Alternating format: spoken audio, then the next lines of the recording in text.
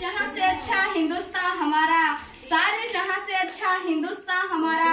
हम बुलबुले हैं इसके, ये गुलसिता हमारा, ये गुलसिता हमारा।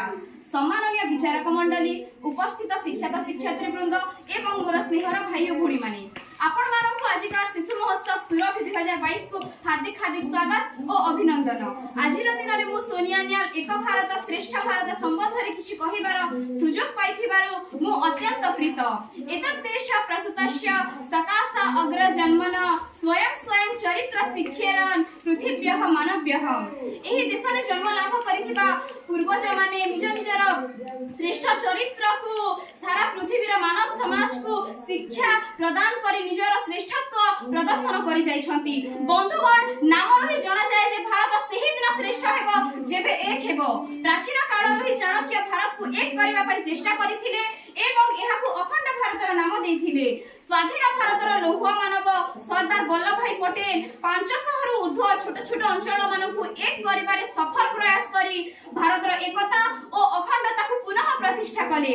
किंतु दुखर विषय आजि कालीर किछि राजनेता सेमानकर संकीर्ण राजनीतिक स्वार्थ पई भारत को भाग करि देबा पई चेष्टा करूछंती।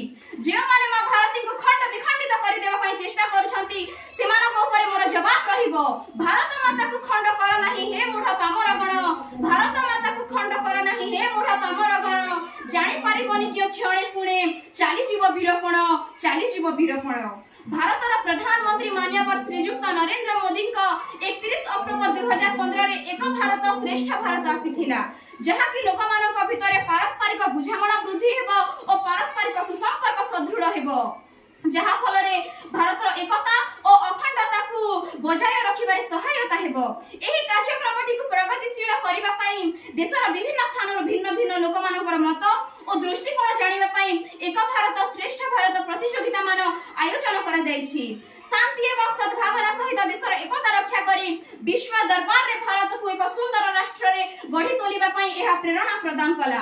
भारतर जनसाधारण मानक मध्यरे उत्तम संपर्क प्रतिष्ठा होई पारिले भारतर एकता प्रतिष्ठा होई पारिबो।